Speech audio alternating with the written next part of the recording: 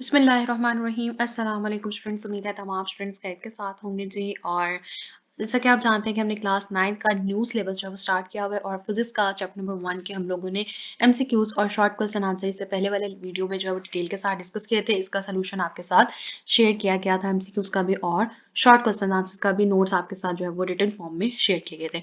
आज हम करेंगे जी कंस्ट्रक्टिव रिस्पॉन्स क्वेश्चन और कॉम्प्रिहेंसिव बेस्ड क्वेश्चन आज के लेक्चर में करेंगे। और फिर इंशाल्लाह ताला नेक्स्ट लेक्चर में हम देखेंगे जी इसके न्यूमेरिकल सॉल्व करेंगे कि किस तरह से आपने इस चैप्टर के जो न्यूमेरिकल्स हैं उनको सॉल्व आउट करने हैं। तो स्टार्ट करते हैं जी। आज जो है हमारा स्टार्ट होगा वो कंस्ट्रक्टिव रिस्पॉन्स क्वेश्चन से होगा। उसमें आपके पास कुछ क्वेश्चंस हैं, उसके आंसर जो मैं आपके साथ शेयर करूंगी और मुझे उम्मीद है कि वो नोट्स आपके लिए काफ़ी ज़्यादा हेल्पफुल साबित होंगे। और स्टार्ट करने से पहले जी आप सबसे रिक्वेस्ट होगी कि अगर अभी तक आपने चैनल सब्सक्राइब नहीं किया तो काइंडली प्लीज़ चैनल को सब्सक्राइब कर दीजिए। वीडियो पसंद आए तो वीडियो को ज़रूर लाइक कीजिए। तो चलते हैं जी अपने नोट्स की तरफ। और ये तमाम आपके जो कंस्ट्रक्टिव रिस्पॉन्स क्वेश्चन है, ऑलमोस्ट 10 आपके पास ये क्वेश्चन है, इसका सोल्यूशन जो है वो डिस्कस करते हैं। नोट जो है वो आपको स्क्रीन पे विजिबल हो गए होंगे। आपका सबसे पहला क्वेश्चन है, in what unit will you express each of the following. सबसे पहला है आपका thickness of a 5 rupee coin. किस यूनिट में हम इसको रिप्रेजेंट करेंगे? यूनिट हमारे पास क्या होता है thickness of a 5 rupee coin? Millimetre. Length of a book? Centimetre. Length of a football field? Metre. The distance between two cities? Kilometre. mass of a 5 rupee coin? grams. F is mass of your school bag? kilograms. Duration of your class period? minute. Volume of a petrol filled in the tank of a car? liters. Time to boil 1 liter of milk? minute. Question number 2 is why might a standard system of measurement be helpful to a tailor? कि एक Taylor को एक standard measurement system जो है हमारे पास measurement के लिए वो किस तरह से एक टेलर यानी कि दर्जी के लिए हेल्पफुल होगा? आप आंसर लिखेंगे, a standard system of measurement helps a tailor by ensuring accurate and consistent measurements for making clothes. This prevents errors and ensures a proper fit. Question number 3 is the minimum main scale reading of a micrometer screw gauge is 1 millimeter. तो minimum उसकी कितनी reading होती है? 1 millimeter. And there are 100 deviations on the circular scale. When the thimble is rotated once, 1 millimeter is its measurement on a main scale. What is the least count of the instrument? आपने क्या find out करना है? Least count. The reading of or the thickness of a steel rod is shown in the figure. What is the thickness of the rod? एक दफा figure देख लिया आपने book से, आपकी जो फिगर है वो ये है और आपने फाइंड क्या करना है? लीस्ट काउंट एक तो फाइंड करना है इंस्ट्रूमेंट का और फिर आपने रीडिंग फाइंड करनी है किसके लिए? For the thickness of a steel road, जैसे कि आपको फिगर में दिखाया गया थिकनेस ऑफ द रोड हम डिटरमिन करेंगे। लीस्ट काउंट कैसे फाइंड होता है जी? फॉर्मूला आपको याद होगा, स्मॉलेस्ट मेन स्केल डिवीजन को डिवाइड कर देता है number of division on the circular scale. तो स्मॉलेस्ट डिवीजन कितनी आई? आपको ऊपर गिवन है कितनी? 1 मिलीमीटर। और डिविएंस कितनी है इसकी? 100। तो आंसर क्या आ जाएगा? 0.01 मिलीमीटर। अब थिकनेस ऑफ द रॉड हम कैलकुलेट करेंगे। तो थिकनेस ऑफ द रॉड का हम लोगों ने क्या सिंपली बता देना है, इनको अपना फॉर्मूला बता देंगे क्या कि thickness of the rod can be calculated by using the formula. Thickness क्या है हमारे पास? Equals to main scale reading plus circular scale reading multiply by least count. तो इसको आप सॉल्व कैसे करोगे? Main scale reading plus circular scale reading, जो आपको फिगर दी गई है इसको आपने खुद सॉल्व आउट करना है। आपकी मेन स्केल की रीडिंग क्या आ रही है आपने उसको देखना है और सर्कुलर स्केल रीडिंग की जो डिवीजन है आपने उसको किससे मल्टीप्लाई कर देना है? लीस्ट काउंट से। नेक्स्ट आपके पास आ जाता है जी फोर्थ वाला question. You are provided a meter scale and a bundle of pencils. How can the diameter of a pencil be measured using the meter scale with the same precision as that of the vernier caliper? Describe briefly. क्या कह रहे हैं कि आपको जो है वो metre scale दिया गया है और कुछ पेंसिल्स का बंडल है। किस तरह से आप डायमीटर जो पेंसिल की डायमीटर आप किस तरह से मेजर करोगे? मीटर स्केल से। और प्रिसेशन मीटर स्केल से मेजरमेंट करते वक्त आपकी प्रिसेशन बिल्कुल वैसे आनी चाहिए जिस तरह से आपकी वर्नियर कैलिपर से आएगी। इसको आपने इस आपके जो ये क्रिटिकल आपका जो बेस क्वेश्चन है इसको आपने एक्सप्लेन करना है। आप आंसर लिखेंगे using a metre scale to measure the pencil diameter is not precise because it has a least count of 1 millimetre. हमने सिंपली उसका रीजन बता दी कि भाई हमारा आंसर प्रिसाइज नहीं आएगा क्योंकि मीटर रूल का लीस्ट काउंट कितना आता है हमारे पास? 1 millimetre. Whereas vernier caliper has a least count of 0.1 millimeter, making it more accurate for smaller measurements. A vernier caliper should be used instead of a meter scale to achieve higher precision. तो इसका answer हम ये बताएंगे कि vernier caliper ही use होना चाहिए, metre scale का use नहीं होना चाहिए। Question number 5 is the end of a metre scale is worn out. आपका जो मीटर स्केल है उसका जो एंड है वो क्या हो गया? थोड़ा सा खराब हो गया। Where will you place a pencil to find the length? अब आप पेंसिल कहाँ पे अपनी प्लेस करेंगे कि आप उसकी लेंथ फाइंड कर सकें? उसका आंसर क्या लिखोगे आप? If the end of the metre scale is worn out place the pencil at known mark. जैसे कि आपने जो आपको मार्क जिस जो का मार्क जहां पे आपको पता है उधर आपने पेंसिल अपनी प्लेस करवा दी और सपोज कर लिया कि जी वो जो आपका है ना वो 1 सेंटीमीटर या 10 सेंटीमीटर का मार्क है। And measure from there subtracting the initial reading from the final reading. आपने क्या करना है?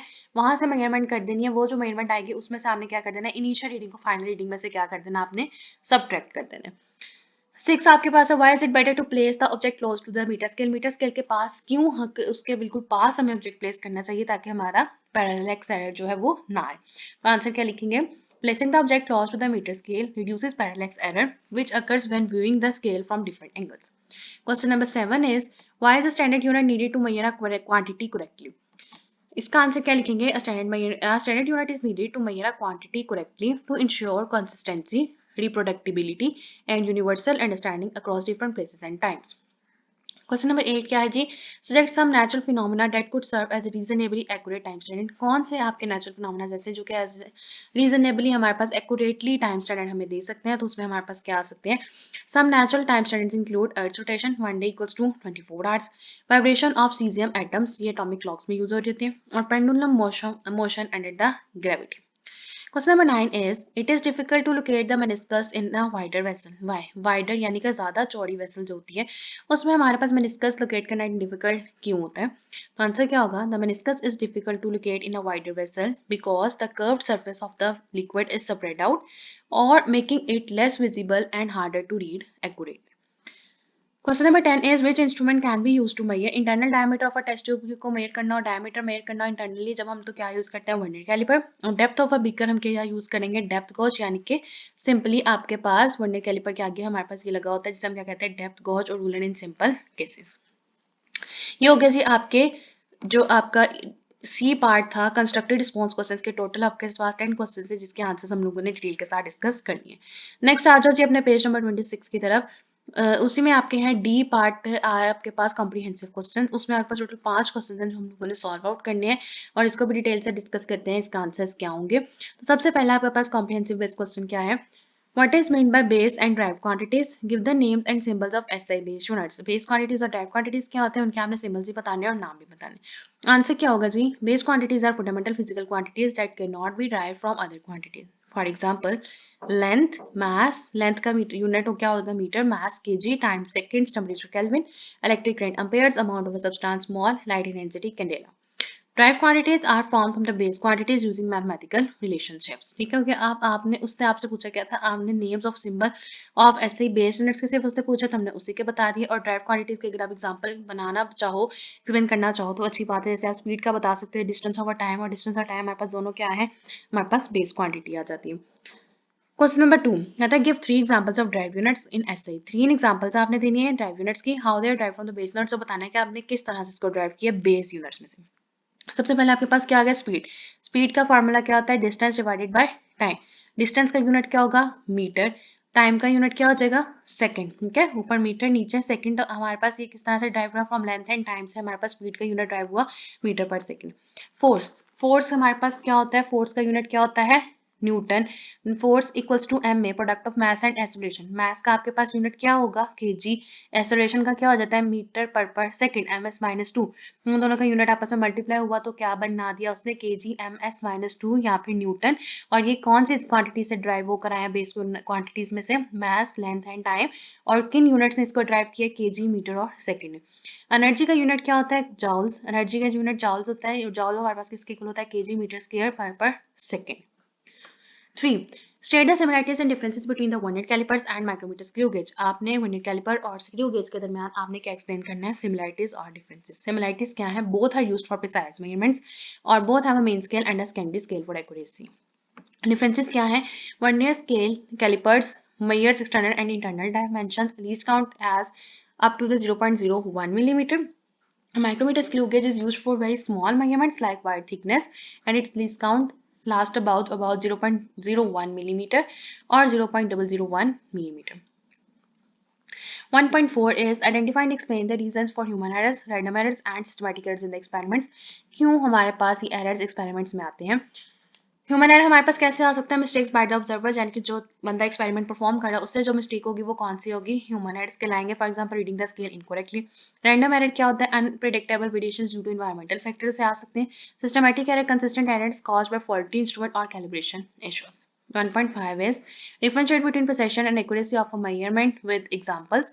Precision क्या है? How close repeated measurements are to each other, क्या आपस में जो आपके पास रिपीटेड मेजरमेंट्स है वो आपस में कितना क्लोज है। और एक्यूरेसी क्या है? How close a measurement is to the true value, true value के कितने क्लोज है आपके। फॉर एग्जाम्पल डिजिटल स्टॉपवॉच में be precise showing times to the nearest milliseconds but not accurate if it runs slightly fast. तो ये जी आपके पास question answers का जो पोर्शन था आपका चैप्टर नंबर 1 का, short question answers, constructed response questions और कॉम्प्रिहेंसिव क्वेश्चंस और मल्टीपल चॉइस क्वेश्चंस, ये चारों चीजें जो है हम लोगों ने अपने लेक्चर्स में कंप्लीट कर ली हैं। अब इंशाल्लाह नेक्स्ट लेक्चर में हम लोगों ने डिस्कस करने हैं जब न्यूमेरिकल प्रॉब्लम्स, तमाम 10 के 10 न्यूमेरिकल का सोल्यूशन जो आपके साथ शेयर किया जाएगा डिटेल के साथ स्टेप वाइज। और मुझे उम्मीद है कि आज का लेक्चर जो अब आपको अच्छी तरीके से समझ आ गया होगा, ये नोट्स आपके लिए काफ़ी हेल्पफुल रहे होंगे। लास्ट में जाते हुए जो मेरी आप सबसे सिर्फ रिक्वेस्ट होती है कि अगर अभी तक आपने चैनल सब्सक्राइब नहीं किया, काइंडली प्लीज़ चैनल को सब्सक्राइब कर दें। वीडियो पसंद आए तो वीडियो को ज़रूर लाइक कीजिए और ज़्यादा से ज़्यादा शेयर कीजिए। Thank you.